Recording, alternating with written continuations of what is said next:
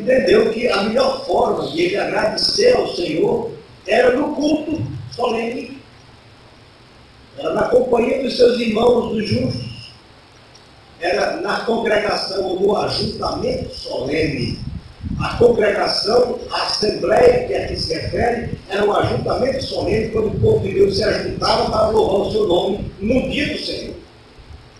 E o salmista pensa assim. E o tempo todo nós vamos tentar fazer uma ligação entre o contexto do salmista e o nosso, viu, irmão? O tempo todo vamos fazer isso. É o que nós estamos fazendo hoje aqui. Nós estamos aproveitando o momento de ajuntamento solene desta igreja, que é o nosso culto, para que nós agradecemos ao Senhor por muitas coisas que Ele fez na nossa vida.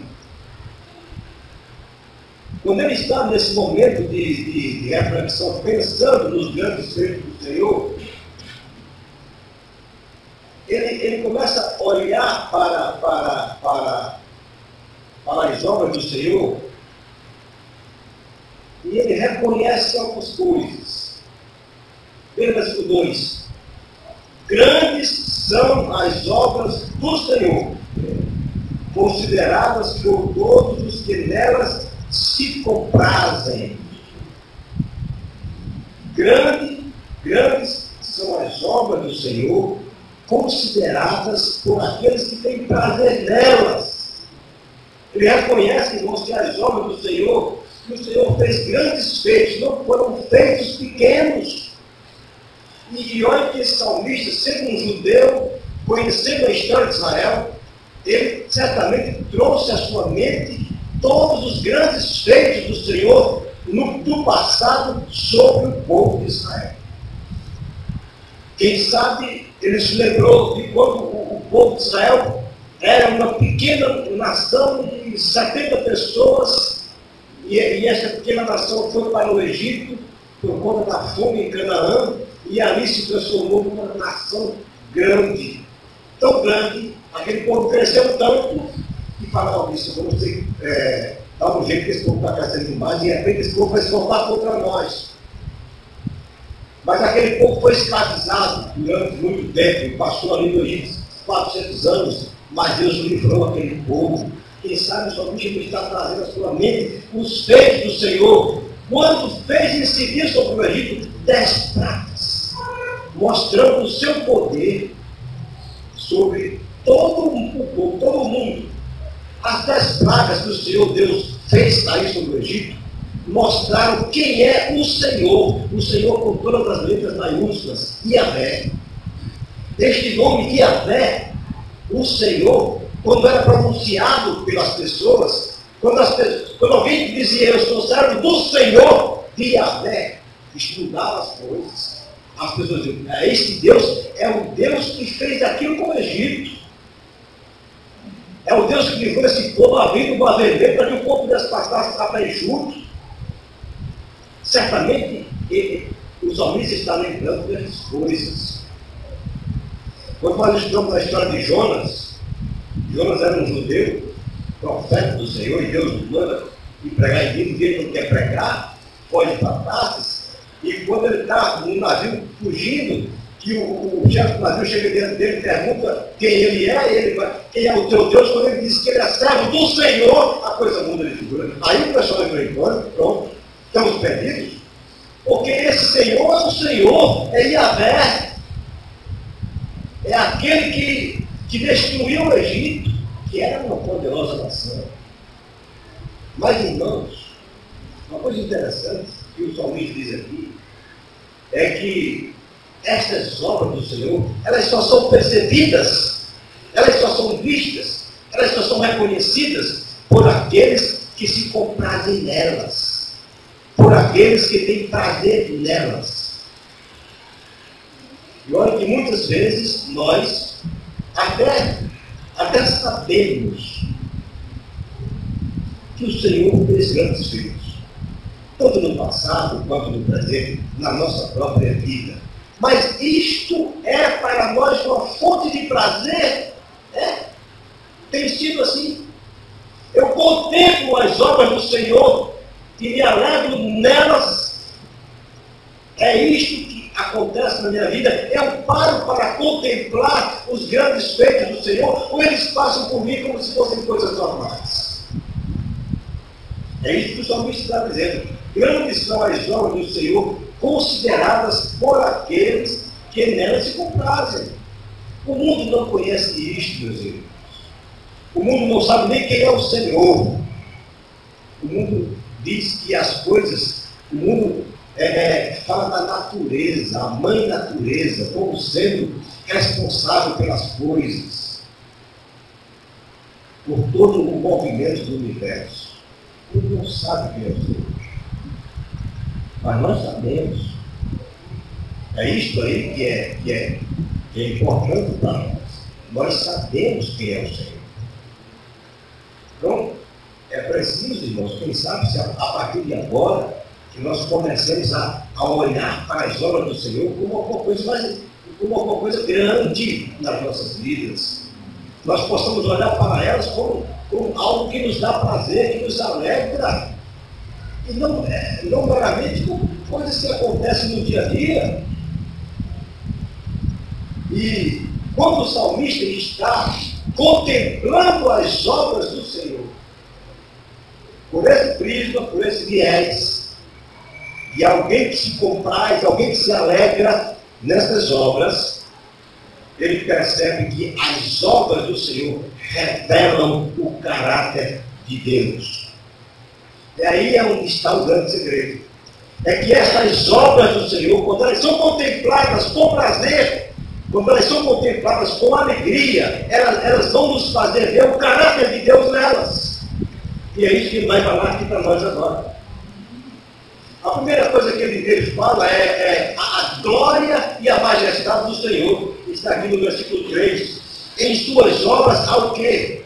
A glória e majestade. Quando o salmista olha para os feitos do Senhor, ele percebe que em suas obras o que existe é muita glória e muita majestade, porque o nosso Deus é glorioso e é majestoso. Outra coisa que ele percebe que as obras do Senhor revelam do caráter de Deus é a sua justiça. Está aqui na parte B do versículo 3. E a sua justiça permanece para sempre. Meus irmãos, Deus age na história em conformidade com o seu caráter e a sua lei. Os grandes feitos do Senhor são feitos de justiça. Ninguém será capaz ou poderá questionar um ato do Senhor, seja ele de destruição ou seja ele de criação. Quando o Senhor destruiu praticamente o Egito, e ele fez para mostrar a sua glória, ele fez como um ato de justiça. Agora há pouco alguém perguntou, os Estados Unidos tem sido um país que tem sofrido muito com esse tipo de ataque suicida, né? De repente aparece um louco e pega uma arma e começa a tirar, mata meio de gente. Isso tem sido uma coisa recorrente nos Estados Unidos, infelizmente. Há pouco nós sabemos que o rapaz matou várias criancinhas e professores. E alguém perguntou lá nos Estados Unidos, onde estava Deus que permitiu que isso acontecesse? E tem uma resposta dada por um servo de Deus, está até no YouTube, na internet, em que ele mostra muitas razões. Na verdade, Deus continuava no mesmo lugar onde ele continuou sendo justo do mesmo jeito. As pessoas tiraram Deus dos seus lares, tiraram Deus das escolas, tiraram Deus do lugar onde ele deveria estar. Ninguém se lembra de Deus, ninguém se lembra dos feitos de Deus, nem atribuem a Deus as suas obras. Agora, quando alguém comete um desafio desse, causa uma tragédia, alguém pergunta onde estava Deus. Às vezes alguém pergunta o seguinte, mas como é que Deus faz que um terremoto aconteça e várias pessoas morram, inocentes, criancinhas? É porque não conhecem Deus. Quem conhece o nosso Deus sabe que todos os seus atos são atos de justiça. Deus não é injusto com absolutamente ninguém. Até porque Ele é soberano, Ele conhece todas as coisas. Nada há em termos de expectativa diante de Deus. Tudo já foi devidamente planejado, designado por Ele. Deus não enviou uma catástrofe, um tsunami, um terremoto, simplesmente porque de repente alguma coisa aconteceu. E isso foi uma fatalidade. Não, isto é propósito, isto é plano, isso é justiça de Deus. Que eu e você talvez não compreendamos com a nossa mente bem limitada, né? Não compreendamos. Mas o salmista olha e vê que há justiça nos grandes feitos de Deus. E nós precisamos, como crentes, entender isso também. O nosso Deus é um Deus justo. Um Deus que tudo que Ele faz de acordo com a sua justiça. Uma outra coisa, um outro atributo do caráter de Deus que o salmista percebe, que é importante na nossa vida, já falamos dele sobre ele hoje, é benignidade e misericórdia. Está aí no versículo 4. Ele fez memoráveis as suas maravilhas. Benigno e misericordioso é o Senhor. Quando o salmista está lembrando dos feitos de Deus, contemplando-os com prazer, com alegria, ele percebe que nos seus feitos há benignidade e misericórdia. Meus irmãos, Israel jamais poderia ser salvo pelos seus próprios méritos. Jamais. Há nas suas Bíblias em Deuteronômio, capítulo 7.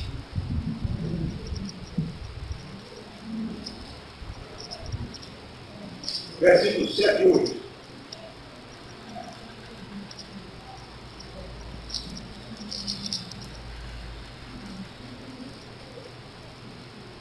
E eu quero que vocês leiam comigo. Deuteronômio capítulo 7, 7 e 8 diz assim: não vos tenho, Senhor, atenção, nem vos escolheu, porque fostes mais numerosos do que qualquer povo, pois éreis o menor de todos os povos. Mas porque o Senhor vos amava, e para guardar o juramento que fizera a vossos pais, o Senhor vos tirou com mão poderosa e vos resgatou da casa da servidão, do poder de Faraó. Não era porque Israel era um grande povo, não era porque Israel merecia alguma coisa, mas era unicamente porque o Senhor amava aquele povo. Hoje de manhã nós estudamos aqui na igreja, o apóstolo Pedro tratando, exortando a igreja que a vida do Senhor Jesus se aproxima. E ele estimula os crentes a desenvolverem algumas coisas que são necessárias para que a vida cristã caminhe eficazmente. E uma delas é amai-vos intensamente. E nós dizemos um pensamento de um grande teólogo que dizia o seguinte: o amor na Bíblia não é um sentimento, não é uma emoção. Ele pode ser ensinado. A Bíblia pode dizer: ame seu irmão, porque o amor é uma ação, na verdade, é uma atitude que leva, é uma atitude de querer, que vai me levar à ação dele.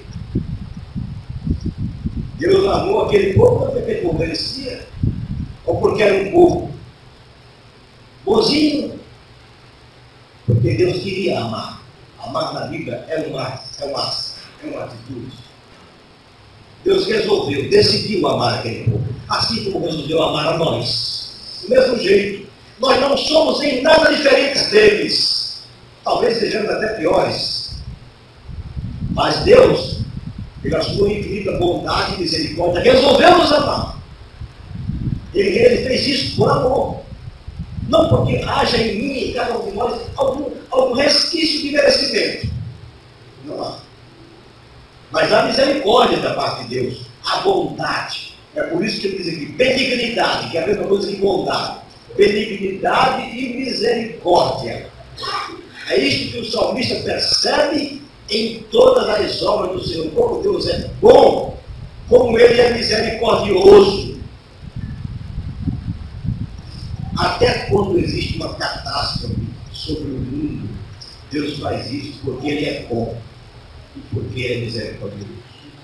Pode ser até que eu não entenda plenamente qual é o seu propósito, mas certamente é um propósito bom. Eu não posso até nem entender qual é, mas é um propósito bom. Outra coisa que o salmista percebe ao observar as obras do Senhor é a sua providência. Está aqui no capítulo, do versículo 5, a parte A do versículo 5. Dá sustento aos que o temem. Dá sustento aos que o temem. Observe que a questão temor do Senhor aqui ela é básica nesse salmo. Ele vai lá no último versículo dizer que o temor do Senhor é o princípio da sabedoria. Ele diz que revelam prudência àqueles que temem ao Senhor. Porque Ele dá sustento aos que o temem. Na verdade, Deus é muito bom. Ele tem dado sustento a todos de um modo geral. Nós entendemos que os teólogos separam didaticamente a graça de Deus de duas maneiras. Eles dizem que Deus tem uma graça que ele faz incidir sobre toda a humanidade indistintamente, sejam bons ou maus, sejam pessoas crentes ou não crentes, creem ou não, ele derrama uma parte da sua graça, que os teólogos chamam de graça comum, porque ela é comum a todos, e nessa sua graça está, por exemplo, quando ele manda chuva, ele faz para os que são bons e para os que são maus, para os que creem e para os que não creem, para os crentes e os incrédulos. Quando ele manda o sol, ele faz do mesmo jeito, indistintamente.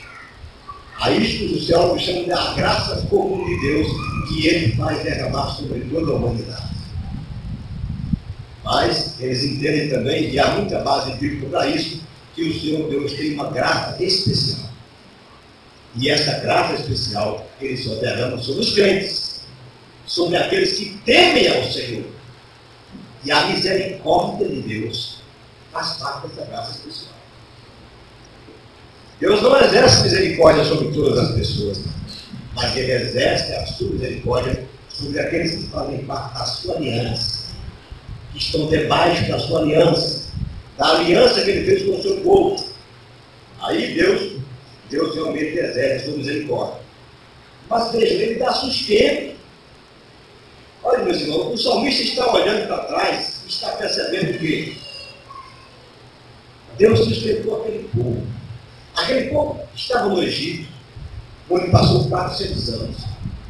Depois, Deus o tirou e o colocou num deserto para que aquele povo atravessasse o deserto até chegar na terra de Canaã, que era uma terra que Deus havia prometido daria aquele povo. Só que o povo, infelizmente, pecou. O povo murmurou muito contra o Senhor, mas muito mesmo. Por várias vezes aquele povo quis voltar para o Egito. Ora, eles estavam lá como escravos, mas por várias vezes quiseram voltar. E o Senhor disse o seguinte: olha, por conta da rebeldia de vocês, esta geração, ou seja, 40 anos vocês vão passar aqui no deserto, e esta geração, que era em torno de 40 anos, não vai entrar na terra. Só depois que essa geração morrer, é que os outros, o remanescente, vai entrar na terra. Mas durante esses 40 anos que aquele povo esteve no deserto, onde não se plantava nada, onde não se colhia nada, nunca faltou alimento. Deus alimentou aquele povo com o maná. Deus fazia descer do céu todo dia uma sementinha, como se fosse parecido, diz a Bíblia, como semente de coentro, em que as mulheres moíam aquela semente e faziam uma farinha para que eu pudesse fazer o pão. e eles se alimentavam. Deus fazia revoar sobre todo o arraial do Senhor codornas, codornizes, em que eles facilmente apanhavam aquelas codornas e comiam como carne. Há um texto da Bíblia que diz que durante os 40 anos, os egípcios, as roupas deles não se gastaram. As suas sandálias não se gastaram. Isso é providência de Deus. E o salmista está olhando, se lembrando disto, como Deus fez isso com aquele povo. Alimentou aquele povo durante os 40 anos, mesmo sendo um povo ruim, um povo rebelde, um povo que se rebelou contra o Senhor várias vezes, mas havia uma aliança que amarrava a relação entre Deus e aquele povo. Deus não podia ser infiel à sua aliança. Ele havia feito uma aliança com Abraão, com Isaac, com Jacó, que eram os patriarcas daquele povo, e Deus ia manter aquela aliança, aquele povo fosse ruim ou não fosse. E Deus manteve a sua aliança. E o salmista agora está se lembrando disso. E ele diz, olha, dá sustento a esse povo. Meus irmãos, trazendo para nós, Deus tem dado sustento a nós, meus irmãos. Deus tem dado sustento a nós. O emprego que nós temos, não conseguimos pela força do nosso braço. Conseguimos porque o Senhor nos deu. Se temos saúde, é porque o Senhor nos dá. Eu desafio qualquer uma pessoa aqui que possa dizer o seguinte: não, pastor, pelo contrário, eu sou um homem e uma mulher com muita saúde. Comigo não tem esse problema. Olha, eu espero que o mosquito da dengue, que é um mosquitinho que você nem vê, não pique você. Porque se picar você, você vai se prostrar. Acabou-se o homem forte e a mulher forte.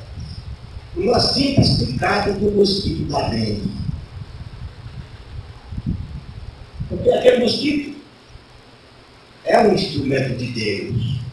Deus pode mandar aquele mosquito picar quem quiser. A pessoa está muito bem de saúde e de repente sente uma dor. Qualquer lugar. Vai no médico, o médico diz: olha, o negócio aí não está bom não.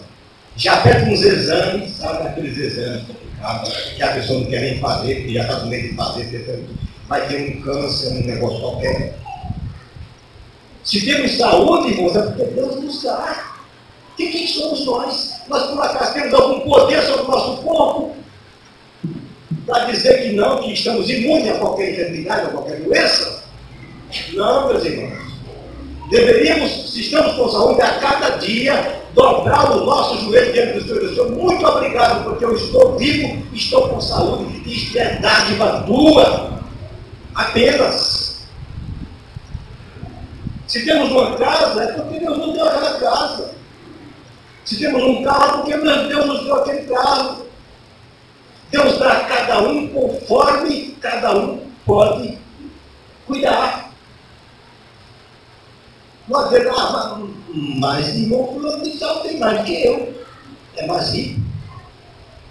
Meus irmãos, Deus é soberano. Ele dá a cada um conforme o propósito que ele tem na vida de cada um. Senão, se o seu irmão tem mais do que você, louve a Deus por isso. A questão aqui é que nós temos que louvar a Deus pelos seus feitos. E eles são significativos na nossa vida. Pode ser que Deus nunca precisou abrir o mar vermelho para passar, meus irmãos. Mas Ele já fez coisas na minha vida que são muito significativas. Talvez muito mais que Ele quisesse abrir o mar vermelho para passar. É disso que nós precisamos ver. E finalmente, o salmista percebe a fidelidade e o poder de Deus ao contemplar as suas obras. Está aqui no versículo, da parte do versículo 5b até o versículo 9. Ele vai dizer assim: lembrar-se-á sempre da sua aliança. Isso significa fidelidade. Por isso nós dizemos aqui, quando nós sempre dizemos que Deus não é fiel a nós, mas Ele é fiel à sua aliança, é porque Ele vai sempre se lembrar da sua aliança. Sempre. Mesmo que nós façamos coisas erradas, mesmo que nós pequemos, mesmo que nós sejamos rebeldes, mas se nós somos filhos dessa aliança, se fazemos parte dela, se estamos sob ela, o Senhor será fiel, não a mim, mas a essa aliança que Ele fez. E sendo fiel a essa aliança, eu estou protegido, eu estou debaixo dela. É isso que a Bíblia diz o tempo todo. Lembrar-se-á sempre da sua aliança. Ele vai falar disso mais na frente. Então, isto é fidelidade, meus irmãos. Isto é um Deus que não muda. Deus vai ser sempre fiel. Não é assim que Ele estabeleceu o relacionamento conosco, o relacionamento de aliança, de pacto. Depois o salmista diz que Ele manifestou o seu poder, dando ao seu povo a herança das nações. Está aqui no versículo 6. Manifesta ao seu povo o poder das suas obras, dando-lhe a herança das nações. Meus irmãos, eu imagino, por exemplo, esse salmista aqui, olhando para o passado. Sabe o que Deus fez com aquele povo? O povo de Israel vivia como escravo no Egito. Deus tirou de lá, colocou aquele povo no deserto, quando aquele povo passou 40 anos no deserto. Depois aquele povo entrou na terra. Mas, sabe o que Deus fez com aquele povo? Deus deu àquele povo cidades inteiras, prontas. Aquele povo precisou construir as cidades. Deus tirou a herança dessas nações e deu àquele povo. Deus expulsou o povo das suas casas. Aquelas cidades não foram construídas por Israel. Aqueles povos pagãos que não criam em Deus, que tinham vários tipos de idolatria, construíram aquelas cidades e Deus tirou os povos e colocou Israel já com as cidades prontas. Isso é demais. Foi isto que é isto que o salmista está dizendo aqui. Ele mostrou o seu poder, dando a Israel a herança que as nações tinham. Não é assim que o Senhor faz conosco? É. Às vezes nós nem entendemos. Deus nos dá um emprego e nós não sabemos por quê. Chegamos na fila do emprego, tem um monte de gente na fila, e Deus termina tirando nem um monte de gente colocando nós. E aí não entende nem por que Deus fez isso. Mas Deus faz. É isso que o salmista está trazendo na sua mente. Ele diz que Deus estabeleceu em fidelidade e retidão os seus preceitos, a sua lei. Deus deu àquele povo a lei. Está aqui, ó. As obras de suas mãos são verdade e justiça, fiéis todos os seus preceitos. Deus deu àquele povo preceitos, uma lei para regê-los. Uma lei que foi estabelecida em retidão e justiça. O salmista está lembrando disso. Só o povo de Israel tinha uma lei, que é a lei, irmãos, universal. Os 10 mandamentos que Deus deu para o povo de Israel servem para todas as nações, todos os povos. E finalmente, no versículo 9, ele diz que Deus enviou a redenção. Enviou ao seu povo a redenção. Ele estabeleceu para sempre a sua aliança, santo e tremenda ao Senhor. Meus irmãos, além de tudo isto, aquele povo que era um povo pecador, e nós também, irmãos, sabe o que Deus fez? Deus mandou o Messias. Deus mandou a redenção através do Messias. Meus irmãos, se nós não tivéssemos nenhum motivo para agradecer nada,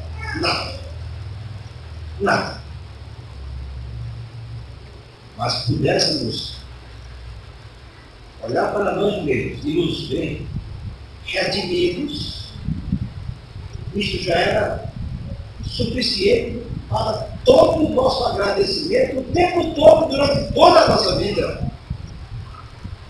Deus mandou o Redentor, Jesus Cristo. Este deve ser o maior motivo de gratidão nas nossas almas, das nossas vidas. Eu conheço uma história que eu já vi há muito tempo. Eu acho que já contei com ele, mas também teve. Não sei se os irmãos lembram. Havia na Alemanha um fazendeiro muito rico, dono de um vale. E havia também morando num pedacinho de terra, no final da sua fazenda, um velho chamado Hans. O velho Hans, conhecido como o velho Hans, muito conhecido, mas muito pobre. Ele só tinha praticamente o que comer do dia. E era um crente fiel ao Senhor, querido. Um dia o fazendeiro saiu para passear pelas suas terras. Eram tão vastas que ele passou quase o dia todo andando pelas suas terras. Na hora do meio-dia, ele se aproximou da choupana, da cabana do velho Hans, e viu que tinha uma fumacinha. Ele se aproximou, talvez tomando um copo d'água, e ele viu que o velho Hans estava se aproximando de fazer a sua refeição, o seu almoço, que era o almoço mais simples possível que alguém pode comer, talvez, não sei, talvez feijão com farinha, mais ou menos isso. Coisa que aquele fazendeiro, eu acho que há muito tempo não comia. E o velho Hans me convidou para almoçar com ele. Disse: não, pode deixar, eu estou passando. Mas ele fechou seus olhos e orou. E agradeceu a Deus por aquele alimento que o Senhor tinha dado a ele por aquele dia. E o fazendeiro, quando ele terminou, disse: eu não estou entendendo. Você agradeceu ao seu Deus, por isso tem que saber. Claro, o Senhor tem me dado o meu sustento todos os dias. Todos os dias o Senhor tem me dado o meu sustento. O fazendeiro foi para casa. E à noite ele dormindo teve um sonho. E o sonho dizia assim, para ele: olha, o homem mais rico do vale vai morrer amanhã. Aí o fazendeiro endoidou o cabeção, quando acordou, fez as contas, disse: o homem mais rico do vale sou eu, então é amanhã. Procurou chamar todos os médicos, foram para a cabeceira, fizeram exame para cá, exame para lá. Não, o homem está bem de saúde, problema nenhum. Não, deve ter alguma coisa errada aí, que vai morrer amanhã, porque eu disse que o sonho foi aquela agonia. Eu sei que passou a noite nessa agonia, porque no outro dia ele ia morrer. Quer dizer, durante a noite, talvez de madrugada, na verdade. E vários médicos na sua cabeceira. Foi chegando de manhã e nada, vão morrer. Saúde zero. Mas logo cedo da manhã alguém chegou para ele e disse: o velho Hans morreu. O Senhor levou o velho Hans. Era ele o homem mais rico do vale. Apesar de não ter nada em termos materiais. Mas ele tinha um Senhor, que era a sua porção. Eu posso não ter nada, meus irmãos. Mas o pouco que eu tenho é de Deus, Deus me deu. Eu preciso reconhecer isto tem que fazer parte da minha vida. Porque é isto que faz a diferença do crente. Por isso, ele era o homem mais rico do vale, e não o fazendeiro que tinha muito dinheiro. Não estou dizendo aqui que nós não tenhamos que ter dinheiro. Não estou falando aqui que você tem que ser pobre porque feijão com farinha todos os dias. Não estou falando isto. Pelo contrário, irmãos, coma comidas boas, coma camarão, coma salmão, coma coisa boa e gostosa. Amém. E convite também, tá certo? Quando for comer, não esqueça do pastor. Quando for comer essas coisas aí, tá certo? Feijão deixa que eu como em casa. Mas, o que eu quero dizer para vocês é que nós temos tudo que Deus te nos dá. Mas o mais importante é que aquele homem, aquele velho, ele tinha a redenção. isso o tornava o nascido do vale. Ele já tinha sido redimido pelo sangue de Jesus. E o salmista está voltando e está lembrando. Enviou ao seu povo a redenção, estabelecendo para sempre a sua aliança, santo e tremendo é o seu nome. Isto, irmão, já deveria ser motivo de nós estarmos aqui, nos alegrando, agradecendo a Deus, porque Ele enviou sobre nós a redenção. Hoje nós somos redimidos pelo sangue de Cristo. Amém? Amém. E ele finaliza dizendo: o temor do Senhor é o princípio da sabedoria. Meus irmãos, por Deus, o temor do Senhor é por Deus, colocar Deus no trono da vida. Isto é a essência da sabedoria. É sábio aquele que coloca Deus no centro da sua vida. O temor do Senhor é a maneira certa de alguém se aproximar de Deus, que é o nosso Senhor. Isto exige reverência e respeito, obviamente. Aqueles que temem ao Senhor são aqueles que fazem parte da sua aliança. E o salmista encerra o seu salmo maravilhoso, belíssimo, dizendo isto: o temor do Senhor é o princípio da sabedoria. Revela prudência. Todos que o praticam, se o louvor permanece para sempre. Meus irmãos, e aqui nós estamos terminando mesmo.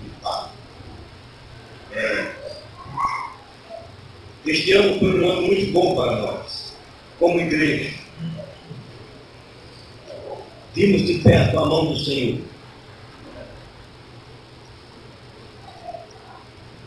A coisa que mais nos alegra nesta igreja é ver o crescimento desta igreja, o crescimento espiritual desta igreja. É perceber que os irmãos hoje são bem mais maduros, espiritualmente falando. É perceber como essa igreja tem aprendido a amar o Senhor Jesus, acima de tudo. Como já dissemos outras vezes, a igreja não tem nenhum atrativo, nada. O nosso culto é simples demais. Muito simples.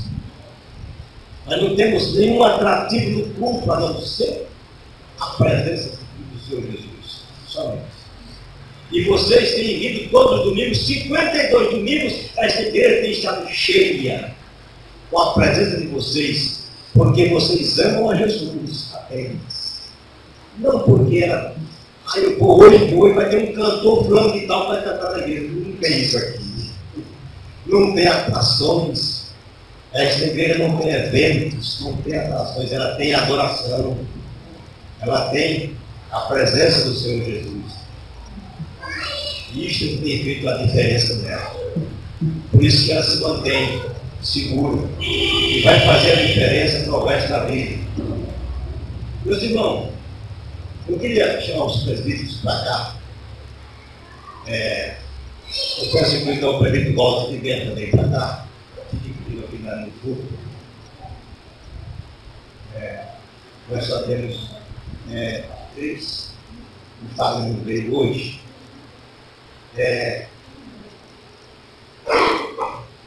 Se eu fosse perguntar a vocês quem recebeu alguma bênção neste ano, será que alguém pode me dizer que recebeu alguma bênção? Só levante a mão, só para eu saber. Parece que teve gente que não recebeu bênção nenhuma. Não, receberam, né? Graças a Deus, isso é muito bom. Eu sei que vocês receberam talvez muito mais bênçãos, na verdade. Queria fazer o seguinte: aqueles que receberam bênçãos durante este ano, querem agradecer ao Senhor por elas de forma pública, e que tem algum pedido, algum plano, e querem submeter esse plano ao Senhor para o próximo ano, venham até aqui, fiquem aqui na frente um pouco de pé. Nós vamos orar com vocês.